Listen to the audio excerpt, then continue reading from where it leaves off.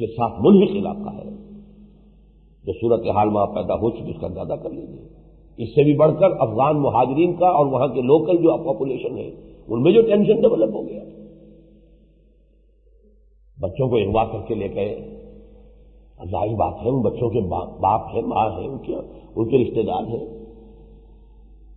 تو ان پر بیتی ہے. جو سمجھیے آرڈیل میں سے وہ گزرے ہیں. وہ اگر کوئی بم ان کے ہاتھ میں پھٹ گیا ہوتا تو بچے ہلاک ہو گئے ہوتے سارے کے سارے. اس کا ٹینشن ہے. مظاہرے ہوئے ہیں افغانوں کے خلاف، افغان مہاجرین کے خلاف، اور لگ بھگ وہ ہے ابھی کہتے ہیں، آج میں نے پھر سنا کہ 30 لاکھ ابھی موجود ہیں. اگر کوئی یہاں ٹینشن ڈیولپ ہو گیا، آپ کو معلوم ہے کہ کبھی فلسطینیوں کے ساتھ معاملہ جو ہوا تھا اردن وغیرہ کے اندر، اتنی بڑی نفری ہے، اتنی بڑی طاقت ہے، ان کے پاس اسلحہ بھی ہے، اور صورتحال بھی یہ ہے کہ انہیں ادھر نظر آ رہا ہے ادھر تباہی ہے، بربادی ہے.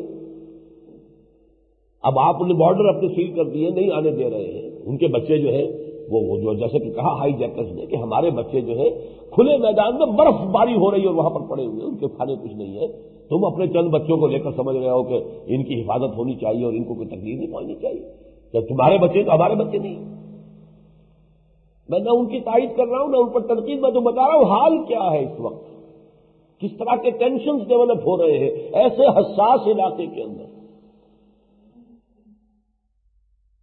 ادھر چلیے جنوب کی طرف، من تحت ارجلکم، جغرافیائی اعتبار سے ہمارا فوق جو ہے وہ صوبہ سرحد ہے، اور ہمارا جو ہے تحت ارجلکم عین سمندر کے کنارے بیٹھا ہوا صوبہ سندھ ہے. جس طریقے کی وہاں صوبے کی تقسیم کا مطالبہ اتنے کھلا انداز میں پہلے کبھی نہیں آیا تھا. لیکن یہ کہ ایم کیو ایم کون نہیں جانتا کہ بہرحال اس کی ایک طاقت ہے، فالوئنگ ہے، قیادت اس کی بدنام ضرور ہوئی ہے، لیکن یہ کہ جن اسباب کی وجہ سے وہ قیادت ابھری تھی آخر وہ اسباب تو موجود ہے نا. سیاسی قیادت ابھرا کرتی ہے کچھ عوامی احساسات کے بل پر. قائد اعظم کیوں قائد اعظم بن گئے تھے؟ اس لیے کہ انہوں نے مسلمانان ہند کے اپنے احساسات کی صحیح ترجمانی کی تھی. ہر مسلمان محسوس کر رہا تھا کہ ہندو جو ہے وہ ہم سے بدلہ لے گا، انصاف نہیں کرے گا. ہر کلرک کو معلوم تھا کہ وہ انصاف نہیں کرتا، ہر چپراسی کو معلوم تھا کہ محکموں میں ہندو انصاف نہیں کرتا. بازار میں اگر کھوکھا جو ہے پنواڑی جو ہے مسلمان بیٹھا ہوا ہے، اسے معلوم ہے کہ ہندو جو ہے چاہے 5 لاکھ کا مال لے کر یہ سیٹ بیٹھا ہوا ہے، میرے پاس جو پان کا جو کھوکھا ہے وہ بھی اس کی نگاہ میں کھٹک رہا ہے، وہ نہیں چاہتا کہ میں یہاں ہوں. عوام کے یہ احساسات تھے. ان احساسات کو جب قائد اعظم نے اپنی زبان سے ادا کیا ہے، محبوب ہو گئے، قوم کی یہ زبان بن گئے، قوم کے ترجمان بن گئے. تو قوم کے اندر قائد سیاسی سطح پر تو وہی ابھرتا ہے کہ جو عوامی احساسات کی ترجمانی کرتا ہے. یہ جو بھی کچھ ایم کیو ایم کا فینومینن ہے کیوں ابھرا ہے؟ وہ یہ بات تو ہے نا کہ کوئی مسائل ہے، کوئی لوگوں کا احساس محرومی ہے، کوئی ان کے اندر جو ہے کسی درجے میں جو ہے وہ اپنی مظلومیت کا احساس ہے. صحیح ہے یا غلط ہے؟ اگر غلط ہے تو اس کو صحیح یعنی اس کا ابطال کیا جائے، دلائل سے بتایا جائے. صحیح ہے تو اس کے ازالے کی فکر کی جائے. لیکن اگر آپ یہی میں نے کتاب جو لکھی تھی آج سے 6-7 سال پہلے، استحکام پاکستان اور مسئلہ سندھ، میں نے سندھیوں کی ترجمانی بھی کی اور بہت سے سندھیوں نے مانا کہ ہم حیران ہیں کہ غیر سندھی کس طریقے سے ہمارے مسائل اور ہمارے احساسات جو ہے اس کو اتنا صحیح طور پر سمجھتا ہے، اس کی تعبیر کر رہا ہے. بہرحال وہ مسئلہ جو ہے جس طریقے سے دوبارہ تازہ ہو گیا ہے، اور پھر جو حرکت وہاں ہوئی ہے انہی میں سے ایک شخص کو وزیر بنا کر وہ تو ٹینشن پر ٹینشن ڈیولپ ہوتا چلا جائے گا. تو وہی لوٹوں والی بات ہے. آپ ایک گروپ کے کسی آدمی کو توڑ لیتے ہیں تو وہ سیاست جو ہے وہ تو وہی لوٹا سیاست ہے. کوئی بھی کرے، وہ پیپلز پارٹی کر رہی ہو، وہ کوئی اور کر رہی ہو، کسے باشد. اور اس کا میں نے جو بھی وہاں پہ ٹیلی فون پر بھی گفتگو ہوئی ہے، اس پر جو شدید رد عمل سندھیوں میں ہوا ہے، یہ مطالبہ جو ہے کہ سندھ کی تقسیم ہو، 2 صوبے ہو، اس میں بھی پوری قوم سندھی سب کے سب متفق ہیں. پیپلز پارٹی کی حکومت نے شدید ریئیکشن ظاہر کیا، لیکن پیر پگاڑوں صاحب بھی اسی طریقے سے آئے کہ اب ہمارا کوئی تعلق نہیں رہا الطاف سے، وہ نکل گیا اس کھاتے سے. مرتضیٰ بھٹو صاحب بھی پیپلز پارٹی سے چاہے کتنے بھی ان کا اختلاف ہے، بے نظیر سے جو بھی ہو رہی ہے اس کی بات آ رہا ہے، اس کے اوپر متحد ہے. اور سب سے بڑھ کر آپ نے نوٹ کیا ہوگا وہ ایک بڑی پرانی باسی کڑھی جو ہے اس میں بھی ابال آیا ہے. جی ایم سید صاحب بھی کئی سال بعد پھر بول پڑے. یہ بھی میرے نزدیک ایک بیرومیٹر ہے، ایک اندازہ ہے وہ حالات جو تھے دوبارہ پھر انہیں سازگار نظر آئے. انہوں نے صاف کہا ہے سندھ کی تقدیر ہے، ڈیسٹنی ہے، یہ آزاد ہو کر رہے گا، علیحدہ ہو کر. یہ ہے آپ کے شمال اور جنوب کا نقشہ. اس وقت کراچی میں شدید ٹینشن اس وقت موجود ہے، اور پھر فوج کو اسی طریقے سے ہر چوک پر اور ہر جو بھی انٹرسیکشن ہے اس کے اوپر وہ پوری طریقے سے اپنے مورچہ بندی جو ہے اس کو کرنے کی ضرورت محسوس ہو رہی ہے. اب ذرا بیرونی صورتحال کا بھی جائزہ لے لیجیے. ایک طرف ہمارے کشمیر کا مسئلہ ہے، ایک طرف افغانستان کا مسئلہ ہے. یہ تو ہمارا دایاں بایاں ہے، مشرق و مغرب ہے. کشمیر کے معاملے میں ایک بات بالکل صاف ہے، میں کچھ توقع رکھتا تھا کہ شاید کو ہوش آئے بھارت کو. بہرحال سیاسی لوگ ہیں، سیاسی لوگوں کو سیاست کے تقاضوں کو سمجھنا چاہیے. پھر ہندوستان ہی کے دانشور ہیں جنہوں نے بڑی وضاحت کے ساتھ لکھا ہے کہ یہ امریکہ کا گیم ہے. یہ امریکہ کشمیر کو پاکستان سے بھی علیحدہ کرنا چاہتا ہے، بھارت سے بھی، اور وہاں پر اپنا ایک نئے ورلڈ آرڈر کا ایک اڈا قائم کرنا چاہتا ہے. ہمارے کسی دانشور کی طرف توجہ نہیں گئی. یہ تو ایک ہندوستانی صحافی کا مضمون ہے جو سب سے پہلے خلیج ٹائمز میں چھپا ہے. اور واقعی میری خود اپنی آنکھیں کھل گئی کہ واقعی صحیح. یہ رابن رافیل جو آئی تھی یہاں پر، ہم سمجھے بڑی امریکہ جو ہے ہمارا ہمدرد ہو گیا ہے. اس کے نائب وزیر خارجہ نے اعلان کر دیا کہ کشمیر تو ڈسپیوٹڈ معاملہ ہے، آج تک تو منع نہیں تھا، بس بائی لیٹرل باتیں کرو جی اور کچھ نہیں. در حقیقت تو وہ آثار اس کے، وہ بندر جو ہے بلیوں کو محروم رکھ کر روٹی، اور وہ بندر چاہتا ہے کہ ساری روٹی خود ہڑپ کرے.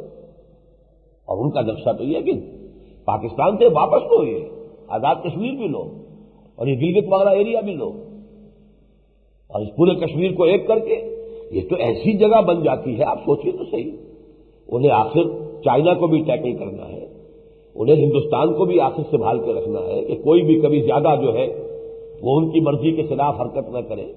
انہیں پاکستان کو بھی کچھ سنبھالنا ہے، افغانستان سے بھی چاہیے، ادھر جو مسلمان ریاستیں رشین ہیں ان کو بھی. اور یہ ساری جو ہے یوں سمجھیے کہ جیسے ایک پہیا ہوتا ہے، اس کے بیچ میں دھرا ہے، اور اس کے ساتھ جو ہے وہ جو جاتی ہیں لکڑیاں وہ سارے اس سرکمفرنس کے ساتھ، تو معلوم ہوتا ہے مرکز ہے اس پورے علاقے کا.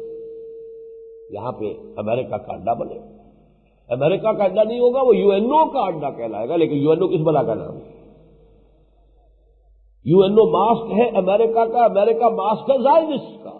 اصل بات تو یہ ہو رہی ہے. لیکن یہ ہے کہ بہرحال ان تمام حقائق کے باوجود کوئی عقل کسی درجے میں بھی نہیں محسوس ہو رہا کہ بھارت کی قیادت کو آ رہی ہے، بلکہ ان کا موقف روز بروز سخت سے سختر ہو رہا ہے. کوئی اس میں لچک کے آسان نہیں. مزید برآں جو ہمارے لیے نہایت خوفناک مسئلہ ہے، چین کا سٹانس اب بدل چکا ہے. وہ آپ کی دوستی آپ کرتے رہے، اس کے لیے کتنے ہی اس کی مدح سرائیاں کرتے رہے. چین کے اپنے مفادات ہیں، چین کے اپنے مسائل ہیں. ان کی کاسٹ پر تو آپ کا ساتھ نہیں دے سکتا. اس نے تو بھارت کے ساتھ نارملائز کیا اپنا معاملہ. آپ کی حقیقت کیا ہے بھارت کے مقابلے میں؟ آخر تمام معاملے دنیا پریگمیٹک ہے، اسے تو سوچنا ہوتا ہے، اندازہ کرنا پڑتا ہے. انہوں نے اپنے جو سرحدی ڈسپیوٹ ختم کیا، فوجیں جو ہے نکال لی. نتیجہ کیا نکلا؟ بھارت نے وہاں سے بھی فوج جو فارغ ہوئی کشمیر میں جھونک دی. اور پاکستان کی حمایت میں اب کشمیر کے مسئلے پر چین کی طرف سے سرزمہری ہے. جب بے نظیر گئی تھی تو وہاں سے وہ اس طرح کا سٹیٹمنٹ لینے میں کامیاب نہیں ہوئی. صاف کہا چینیوں نے یہ بائی لیٹرل معاملہ آپ لوگ آپس میں طے کریں. دوسری طرف آئیے افغانستان. ایک تو یہ کہ جو جہاد نے جو پھر فساد کی شکل اختیار کی ہے، ہر مسلمان کے لیے خون کے آنسو رونے کا مقام ہے. جہاد کا لفظ جو بدنام اب ہو رہا ہے، وہ تو یوں سمجھیے کہ جو کچھ خون بہ رہا ہے وہ بہ رہا ہے. جو جہاد کے لفظ کی جو مٹی پلید ہو رہی ہے، یہ جہاد، یہ ہے مسلمانوں کا جہاد پوری عالمی سطح کے اوپر. پھر یہ کہ اس سے آگے بڑھ کر جو پاکستان کے ساتھ سفارت خانے پر حملہ ہو گیا، یہ ہائی جیکرز تھے، ان کو ریسکیو کرانے کے اندر ہمارے کمانڈوز نے جو بھی کچھ کیا ہے. لیکن یہ کہ اس کا رد عمل یہ ہو رہا ہے کہ وہاں پر سفارت خانے پر حملہ ہو گیا، وزیر خارجہ پر حملہ ہو گیا، طورخم کے اوپر گولیاں چل رہی ہیں. راکٹس گر رہے ہیں، کیا ہے، کدھر جا رہے ہیں؟ یا تو یہ کہ وہی فساد جو اس وقت افغانستان کا ہے وہ پاکستان کے اندر، سرحد کے اندر آ جائے گا؟ وہ مہاجرین کی کتنی بڑی تعداد یہاں موجود ہے۔ تو واقعہ یہ ہے کہ حالات نہایت خوفناک، لیکن یہ سارے حالات کیوں ہیں؟ وہ اصل سبب وہی ہے، اللہ سے خلاف ورزی کی اپنے وعدے کی۔ وَمِنْهُمْ مَنْ عَاهَدَ اللَّهَ لَئِنْ آتَانَا مِنْ فَضْلِهِ لَنَصَّدَّقَنَّ وَلَنَكُونَنَّ مِنَ الصَّالِحِينَ فَلَمَّا آتَاهُم مِّن فَضْلِهِ بَخِلُوا بِهِ وَتَوَلَّوْا وَهُمْ مُعْرِضُونَ فَعَاقَبَهُمْ نِفَاقًا فِي قُلُوبِهِمْ۔ اللہ تعالیٰ فرماتا ہے إِن يَنصُرْكُمُ اللَّهُ فَلَا غَالِبَ لَكُمْ وَإِن يَخْذُلْكُمْ فَمَنْ ذَا الَّذِي يَنصُرُكُم مِّن بَعْدِهِ۔ اگر اللہ تمہاری مدد کرے تو تم پر کوئی غالب آ ہی نہیں سکتا، اور اگر وہی تمہاری مدد سے ہاتھ کھینچ لے تو پھر کون ہے جو مدد کرے گا تمہاری؟ چین نہیں مدد کر سکتا، کس کو بلاؤ گے، کس کو پکارو گے، کس طرف دیکھوں،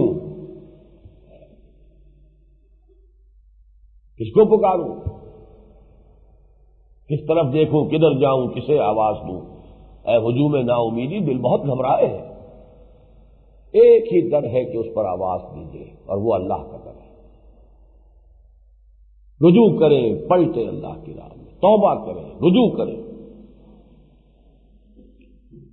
کاش کہ ہم ہوش میں آ جائیں۔ میں نے تو وہ آیت بھی آج پڑھی، اولم یروا انہم یفتنون فی کل عام مرۃ و مرتین ثم لا یتوبوا ولا هم یذکرون۔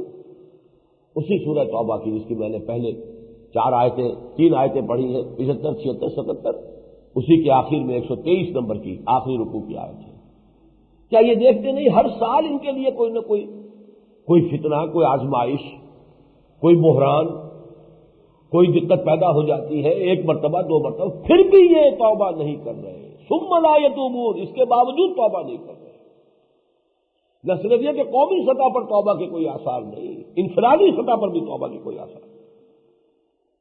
ہر شخص کی زندگی کا جو بھی جدھر وہ گاڑی چل رہی ہے وہیں چل رہی ہے، جو اس کے پرسوٹ سے وہی ہے، ادھر سے ادھر ہونے کو تیار۔ اپنی معاشرت میں کوئی تبدیلی کریں، اپنی معاش کو پرج کریں، پاک کریں حرام سے، اور جن لذتوں کے، جن آسائشوں کے، جن سہولتوں کے عادی ہو چکے ہیں، ظاہر بات ہے کہ چاہے وہ حرام سے آ رہا ہے لیکن چھوڑے کیسے؟ تو یہی ہے کہ کاش کہ ہم ہوش میں آ جائیں، اور اگر ہم ہوش میں آ جائیں تو پھر وہی آیات جو ہے جو میں نے آج شروع میں آپ کو پڑھ کر سنائی تھی، یا ایھا الذین آمنوا استجیبوا للہ وللرسول اذا دعاکم لما یحییکم۔ اہل ایمان لبیک کہو اللہ اور اس کے رسول کی پکار پر جب کہ وہ تمہیں بلاتے ہیں اس چیز کے لیے جو تمہیں زندگی عطا کرے۔ توبوا الی اللہ توبۃ نصوحا، انفرادی توبہ، اور پھر یہ کہ مل جل کر ایک اجتماعی قوت بنو، اجتماعی توبہ کا اہتمام کرو۔ اس میں 3 باتیں میں کہنا چاہتا ہوں اس وقت کہ جو ہمیں کرنی چاہیے۔ سب سے پہلی بات یہ ہے، اس ملک میں کتاب و سنت کی کلی بالادستی کے لیے عوامی تحریک چلائی جائے، لیکن یہ عوامی تحریک وہ لوگ چلائیں جو نمبر 1 اپنے وجود پر اور اپنے گھر میں پہلے دین کو قائم کر چکے ہیں، اور نمبر 2 ڈکلیئر کریں کہ ہمارا اس پاور پالیٹکس سے کوئی دخل نہیں، کوئی حصہ نہیں، ورنہ لوگ یہ سمجھتے ہیں کہ یہ اسلام کا بھی نعرہ جو ہے در حقیقت اقتدار کی جنگ کے لیے استعمال کر رہے ہیں۔ یہ دونوں شرطیں پوری نہیں ہوں گی۔ کسی زمانے میں یہاں متحدہ شریعت محاذ بنا تھا، میں بھی بہت ہی جذبے سے اور شوق سے شریک ہوا تھا۔ یہ غیر سیاسی محاذ ہے اور اس میں کوئی سیکولر جماعت شامل نہیں ہے، صرف دینی جماعتیں آئی، لیکن بعد میں معلوم ہوا کہ وہ کچھ کرنے کا ارادہ نہیں تھا، وہ بھی کوئی کہیں سے تار ہلی تھی کچھ لوگوں کی، وہ جنیدو صاحب کو پریشان کرنا مقصود تھا، ضیاء الحق صاحب نے ان کے لیے تشویش پیدا کرنے کے لیے کچھ جو ان کے خاص مصاحب علماء تھے ان کے تار ہلائے تھے۔ اللہ اللہ خیر صلی اللہ، اس کے سوا کچھ بھی نہیں تھا۔ کاش کہ یہاں دینی جماعتیں جو ہیں، لیکن یہ 2 شرطوں کے ساتھ، نمبر 1 ان لوگوں کو لے کے جو اپنی ذات پر اپنے گھر میں اللہ کے دین کو نافذ کر چکے ہیں، اور اعلان کریں کہ ہمارا اس سیاست سے، پاور پالیٹکس سے کوئی ہمارا تعلق نہیں، نہ ہم کسی کے حلیف نہ کسی کے حریف، ہمیں صرف ایک شے چاہیے کہ پاس کرو اس ملک کے اندر جو قرارداد مقاصد کے بعد نیکسٹ اسٹیپ ہونا چاہیے کہ کتاب و سنت کی ٹوٹل بالادستی ہوگی، وہ عدلیہ ہو، مقننہ ہو، کوئی ہو، انتظامیہ ہو، کوئی بھی ہو، اس پر کتاب و سنت کی بالادستی ہوگی۔ پرسنل لا کی حد تک ہر فرقوں کو اجازت، لا آف دی لینڈ کتاب و سنت کا، اللہ صلی اللہ، یہ ایک اصل میں مطالبہ لے کر ایک عوامی تحریک اٹھے، اس لیے کہ اس کی توقع ہمیں نہ حزب اقتدار سے ہے نہ حزب اختلاف سے ہے، وہ تو اپنی سیاست کے چکر میں ایک کا کام ہے، جو بھی اگر اس وقت نواز شریف صاحب کی حکومت ہو جائے گی ان کا وہی کام ہوگا، آج بے نظیر کا کام یہی ہے، جو آ جاتا ہے کرسی پر اس کو بس فکر ہوتی ہے اپنی کرسی سنبھالنے کی، اور جو باہر ہے اس کا کام ہی ایک ہے کہ کسی طریقے سے کام نصیب کیا، اس کے خلاف کوئی اور چاہیے۔ تو پہلی بات اسی کا نام ہے خلافت۔ خلافت کہتے کسے؟ حاکمیت سے دستبردار ہو کر اور اللہ کی نیابت اور خلافت اختیار کرنا۔ اصولاً ہم کر چکے ہیں قرارداد مقاصد کے ذریعے سے، اس میں حاکمیت سے دستبرداری کا اعلان ہے، ہم نے اعلان کیا ہے، ہم ساورنٹی کے مدعی نہیں ہیں، حاکمیت اللہ کی ہے، ہمارے پاس جو اختیار بھی ہے وہ در حقیقت ایک مقدس امانت ہے اور اللہ کی قائم کردہ حدود کے اندر استعمال ہوگا۔ سب سے اوپر تو یہ ہے 100 بات کی ایک بات، اور اس سے نیچے 2 باتیں اور، وہ کچھ انتظامی نوعیت کی ہیں لیکن وہ بھی ایک اعتبار سے وہ خلافت کے نظام کے ساتھ مناسبت رکھتی ہیں۔ اس بات کا شعور ہو جانا چاہیے کہ پارلیمانی نظام ہمیں بالکل سوٹ نہیں کرتا، برباد کیے چلا جا رہا ہے، 2 مینڈک ادھر پھدک جائیں یا ادھر پھدک جائیں اور وہ حکومت ختم ہو جاتی ہے۔ اب آپ سوچتے رہیے مینڈک صحیح پھدکے ہیں کہ نہیں پھدکے ہیں، اور ان کو حق تھا کہ نہیں تھا، اور اسپیکر نے اس کو جو وہ کہا ہے کہ یہ نااہل ہو گئے، وہ تھا کہ نہیں، جائیے، لیکن ہے تو اصل میں 2 مینڈکوں کے ہاتھ میں سارا کام ہے، انہیں آپ گھوڑے کہہ لیں، ہاتھی کہہ لیں، مینڈک کہہ لیں، جو چاہے کہہ لیں۔ یہ پارلیمانی نظام، اس کی لعنتیں کھل کر سامنے آ چکی ہیں۔ اصل میں اس ملک کے اندر صدارتی نظام آنا چاہیے، ورنہ کوئی صورتحال بہتر نہیں ہوگی، اور صدارتی نظام ہی خلافت کے نظام سے قریب تر ہے۔ ایک دفعہ ایک ایگزیکٹو ہیڈ کو آپ چوز کیجئے، 5 سال دیجئے اسے، پھر اب میڈکوں کے پھدکنے سے اس کے لیے کوئی خطرہ نہ ہو۔ ہاں اگر وہ کوئی غلط حرکت کرتا ہے امپیچ کیجئے، اس کے بارے میں بات میں عرض کروں گا۔ ایک بات، امپیچمنٹ صدارتی نظام میں ہوتی ہے، یہ جو ہمارا پارلیمانی نظام ہے اس میں تو پارلیمنٹ ہی سب کچھ ہے، اس میں گھوڑے ہیں کہ گدھے ہیں کہ اس کے اندر جو ہے وہ انسان ہے، جو بھی ہے، بہرحال جو بھی کچھ ہے ان کے پاس، پارلیمنٹ اور اسمبلی، پروونشل اسمبلی ہے تو اس پروونشل حکومت ان کے ہاتھ میں ہے، اور اگر مرکزی اسمبلی ہے تو ان کے ہاتھ میں، اس سے اوپر تو بالا تر کوئی ہے ہی نہیں نا۔ تیسری بات یہ ہے، اللہ کرے کہ ہمارے سندھی بھائی خاص طور پر اس کو ذرا ٹھنڈے دل سے غور کریں۔ ہمارے اپنے سندھی دوست وہ بھی مجھ سے ناراض ہو گئے تھے کہ تم نے یہ تقسیم چھوٹے صوبے بنانے کی بات کی ہے، یہ بھی معلوم ہوتا ہے تم نے بھی انہی کے ہاں ملا دی جو سندھ کو تقسیم کرنا چاہتے۔ میں نے کہا بھائی میں نے اگر صرف سندھ کی بات کہی ہوتی تو آپ مجھ پر یہ الزام لگاتے، میں تو کہتا ہوں پنجاب کے 6 صوبے بناؤ۔ یہ سارا مسئلہ جو ہو رہا ہے وہ اس وجہ سے ہے کہ پنجاب ایک صوبہ ہے لیکن وہ 3 صوبوں سے بڑا ہے اپنی آبادی کے اندر، لیکن یہ کہ کوئی بھی سننے کو تیار نہیں، ضلع نئے بنا لو، کمشنریاں نئے بنا لو، صوبہ تو معلوم ہوتا ہے کہ دل کے اوپر کھد گیا ہے، کوئی انگریز کا بنایا ہوا صوبہ تھا بھائی۔ یہ کہیں میں نے کہا تھا سندھ میں جب میں نے دورہ 2 مرتبہ کیا تھا اندرون سندھ کا، خدا کے بندو یہ مغربی پاکستان تو کل کا کل سندھ ہے، قدیم زمانے میں ہند و سندھ کہلاتے تھے، یہ پورا سندھ کا جو بھی طاس ہے یہ تو سندھی ہے، اور ملتان تک جو آئے تھے، سندھ فتح کیا محمد ابن قاسم نے تو ملتان تک آئے تھے، وہ تو اسے صرف سندھ کیوں کہا، پھر تو کہنا چاہیے پنجاب بھی فتح کیا۔ اور یہ جو ملتان کا کہا جاتا ہے کہ فتح کیا، تو ملتان کی اس وقت جو عملداری ہے وہ یوں سمجھیے کہ جو فٹ ہلز ہیں، یہ جو بھی پہاڑی سلسلہ ہے آزاد کشمیر کا، یہاں تک ملتان کی عملداری تھی۔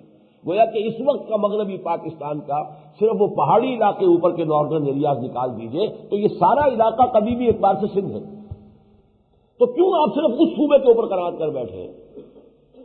لیکن انتظامی اعتبار سے بہتر یہ ہے، اور صوبائیت کی لعنت کو ختم کرنے کے لیے بہتر یہ ہے، آپ بنائیے 16 صوبے بنائیے، 17 بنائیے، مختلف لوگوں نے بات کہی ہے، اور اللہ کا شکر ہے کہ اس وقت یہ بات کہنے کی توفیق ایک ایسے شخص کو ہوئی ہے جو ویسے تو پیپلز پارٹی میں ہے، سیاستدان ہے. سیاستدانوں کے منہ سے تو یہ بات نکلنی بڑی مشکل ہوتی ہے، لیکن یہ کہ چونکہ وہ دانشور بھی ہے، فنکار بھی ہے، آرٹسٹ بھی ہے، لہذا نکل گئی. حنیف رامے صاحب نے کہا ہے کہ یہ کوئی آسمانی صحیفہ نہیں ہے، یہ صوبے تقسیم ہونی چاہیے، چھوٹے صوبے بننے چاہیے. لیکن کسی ایک صوبے کی بات کریں گے تو وہ سمجھیں گے ہمارے خلاف. اوور آل اسکیم کو تمام کمشنریوں کو صوبہ بنا دیجیے تاکہ صوبائیت کی لعنت ختم ہو، انتظامی معاملات زیادہ قریب کی سطح پر آ کر طے ہونے لگے، عوام کو بھی سہولت ہوگی. اور سب سے بڑی بات یہ کہ یہ صوبائیت پرستی جو ہے اس کی لعنت ختم ہو جائے گی. آخر میں میں چند منٹ لینا چاہتا ہوں کہ یہ جو بیان آیا تھا بے نظیر بھٹو کا، اور اس پر ہمارے ہاں بڑا طوفان اٹھا ہے، اگرچہ میرا بھی ایک مختصر سا بیان اخبار میں آ گیا تھا، لیکن یہ جو انٹرویو ان کا تھا اس میں جو کہا ہے کہ ہم نے بھارت کی مدد کی، کیا مدد کی اس کی وضاحت نہیں کی، بلکہ چونکہ نواز شریف صاحب نے خط لکھا تھا اس میں پوچھا تھا کہ آپ بتائیے کیا مدد ہے، لیکن اس کو بھی انہوں نے گول مول کرنے کی کوشش کی، جواب نہیں دیا. تو جب تک یہ معلوم نہ ہو وضاحت کے ساتھ کہ کیا مدد کی تو کوئی تبصرہ کرنا واقعتاً یہ ہے کہ وہ ایک اندھیرے میں گویا کہ تیر تکا چلانا، ہمیں کیا پتا. لیکن یہ کہ بہرحال اگر وہ بتائیں گے نہیں، واضح نہیں کریں گے، تو پھر مجبوری ہے کہ قیافے سے کام لیا جائے. قیافہ شناسی ہے، سرکمسٹانشل ایویڈنس ہے. اگر آپ کے پاس ڈاکومنٹری ایویڈنس نہیں ہے تو سرکمسٹانشل ایویڈنس ہے. وہ یہی معلوم ہوتا ہے کہ وہی سکھوں کی فہرستیں جو ہیں کہ جن کے ساتھ کہیں ہمارے کسی خفیہ ادارے کا کوئی رابطہ تھا، کوئی تعلق تھا، کیونکہ اس وقت یہ الزام لگایا گیا تھا. اور اسمبلی میں بھی کہا ہے بابر صاحب نے، وہ جو وزیر داخلہ ہے کہ وہ الزام تو لگا تھا، اعتراض پر اس سے پوچھے جا کر. تو معلوم یہ ہوتا ہے کہ جہاں تک اب یہ سوچنے کی ہمیں بہرحال مجبوری ہے کہ غالباً وہی بات معلوم ہوتی. اگر وہ بات ہے تو مجھے اس پہ تین باتیں کہنی ہے. میں چاہتا ہوں کہ کلیئرلی ان تین باتوں کو علیحدہ علیحدہ آپ سمجھ لیں. پہلی بات تو یہ کہ اگر یہ بات ہو رہی تھی تو یقیناً غلط ہو رہی تھی، اخلاقی اعتبار سے بھی، بین الاقوامی سطح پر بھی، اور دینی اعتبار سے. آپ کو کسی ملک کے خلاف اقدام کرنا ہے تو کھلم کھلا کیجیے. یہ درپردہ جو ہے معاملہ، یہ دنیا داروں کی سیاست جو بھی ہے ان کا معاملہ ہوتا ہے، اسلام کے نام پر وجود میں آنے والے ملک کا یہ طریقہ نہیں ہے. قرآن میں تو حضور کو حکم دیا گیا کہ اگر آپ کو کسی قوم سے خیانت کا اندیشہ ہو جائے، فَانبِذْ عَلَيْهِمْ عَلَىٰ سَوَاءٍ، تو معاہدہ ان کے منہ پر دے ماریے تب اقدام کیجیے. یہاں تک کہ حضرت امیر معاویہ کے زمانے کا ایک عجیب واقعہ ہے رضی اللہ تعالیٰ عنہ. حالانکہ وہ خلافت راشدہ میں شمار نہیں ہوتا ان کا دور حکومت، بلکہ یہ سمجھیے کہ ملوکیت کا نقطۂ آغاز وہی ہے. اس وقت سلطنت روما سے ان کا ایک معاہدہ تھا. انہیں اندیشہ ہوا کہ سلطنت روما جو ہے اندر ہی اندر تیاری کر رہی ہے، اچانک ہو سکتا ہے سرپرائز اٹیک ہو جائے. تو انہوں نے اپنی بھی فوجوں کو موو کرنا شروع کر دیا. ایک صحابی حضرت عنبسہ رضی اللہ تعالیٰ عنہ، وہ نکل آئے میدان میں، وفان لا غدرن، وفان لا غدرن، وفان لا غدرن نعرے لگائے. تو معاہدہ کیا ہوا ہے، اس کی وفا کرو، غداری مت کرو. اور حضرت امیر معاویہ نے روک دیا معاملہ. ٹھیک، یہ طریقہ اصل میں یہ صحیح طریقہ نہیں تھا. اگر تھا تو صحیح نہیں تھا. کوئی اخلاقی مدد کسی کی تائید جیسے ہوتی ہے بین الاقوامی فورمز پر، وہ بات اور ہے. لیکن اگر یہ کہ ان کے ساتھ کوئی اس قسم کے روابط تھے، کسی کے بھی تھے، اگر حکومت پاکستان کی سطح پر تھے نا، بہرحال اسی کے کسی خفیہ ادارے کے تھے، تو یہ بین الاقوامی قانون کے تحت بھی، عام اخلاق کے تحت بھی، ہماری دینی تعلیم کے اعتبار سے بھی غلط کام تھا. لیکن پھر اگر یہی کام کیا ہے بے نظیر نے کہ ان کی فہرست دی، تو یہ بھی بہت بڑا جرم کیا اس ملک کے خلاف. اس لیے کہ کوئی حکومت جو آتی ہے وہ سابقہ حکومت کے معاملات کے بارے میں ظاہر بات ہے کہ وہ تو پھر اس کو آنر کرنا چاہیے. وہ یہ کر سکتی تھی کہ اگر کوئی مدد ہو رہی تھی مدد بند کر دیتی، ان کی اپنی پالیسی ہے اور حکومت کی پالیسی ہو سکتی ہے. لیکن یہ ہے کہ اس طریقے سے ان کی فہرستیں، ان کے نام، ان کے پتے جو ہے ان کو دے دینا اگر دیے گئے ہیں تو یہ بہت بڑا جرم ہے، اور اس کے خلاف تو امپیچمنٹ ہونی چاہیے. اگر کوئی ادارہ ہے، کوئی نظام ہے، ہمارے مجھے نہیں معلوم، لیکن یہ کہ اس پر ہونی چاہیے.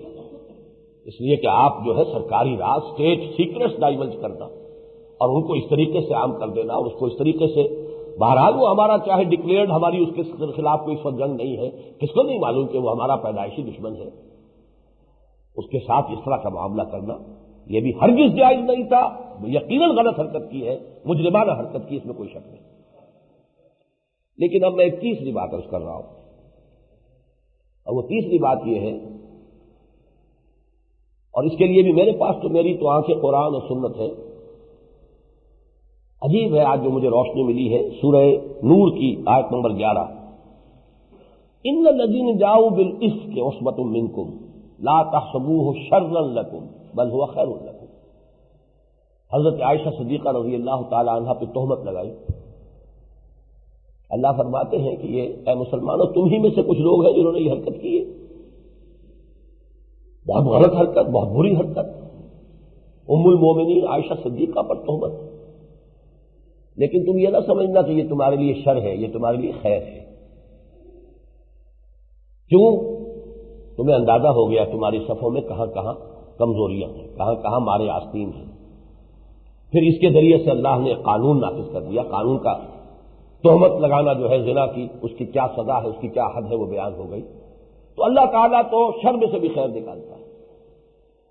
واقعہ یہ کہ جس طریقے سے بھی ہوا، جو بھی غلط حرکت کی ہے، چاہے وہ موجودہ حکومت نے کی یا بے نظیر نے اپنے سابقہ دور میں کی ہے، ایک بات میں دھڑلے کے ساتھ یہاں کہنا چاہتا ہوں، خالصتان کی تحریک کو تقویت دینا ہرگز پاکستان کے مفاد میں نہیں۔ یہ بڑی شارٹ سائٹڈنس ہے کہ آپ سمجھیں کہ اس سے ہندوستان کا نقصان ہو جائے گا، لیکن آپ سمجھ لیجئے ان دی لانگ ٹرم وہ در حقیقت نہایت خطرناک ہوگا اگر کہیں قائم ہو جاتا یا ہو جائے تو پاکستان کے لیے، اس لیے کہ ان کی تو ساری نظریں پھر ویسٹ ورلڈ ہوں گی۔ ستلج کے نیچے تو کبھی ان کا کوئی عمل دخل تھا ہی نہیں، نہ کوئی ان کا مقدس مقام ہے، ان کا تو ہیرو یہاں بیٹھا ہے، اس کی سمادھی یہاں ہے، رنجیت سنگھ، ان کا پنجہ صاحب ہے یہاں حسن ابدال میں، مقدس مقام ہے ان کا ننکانہ صاحب ہے، مقدس مقام ہے، ہری پور ہری سنگھ نلوا کا آباد کرنا ہے، مان سیرا مان سنگھ کا سیرا ہے، راجہ مان سنگھ کا سیرا ہے، کہاں کہاں تک جائیں گے آپ؟ ان کا تو پورا کلچر، ان کی تہذیب، ان کی تاریخ، ان کا دور عظمت، وہ تو سارا اس علاقے کے ساتھ وابستہ ہے۔